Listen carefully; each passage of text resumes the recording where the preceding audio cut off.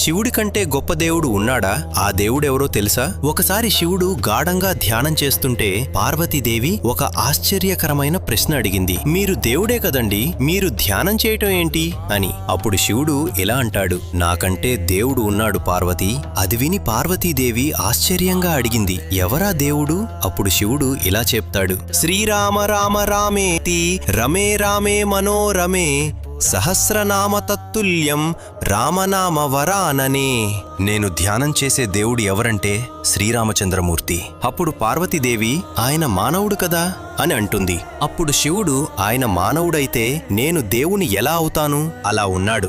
అదే పొద్దున్న 10ంటికి పట్టాభిషేకమని రాత్రి 10ంటికి వనవాసం అంటే రెండిటినీ సమానంగా తీసుకోగలిగినవాడు ఎవరైనా ఉంటారా ఈ సృష్టిలో పార్వతి? శివజ్ఞానం అంటే అదే కదా, శివజ్ఞానం అంటే అదే కదా. అటువంటి మహానుభావుడైన శ్రీరాముడినే నేను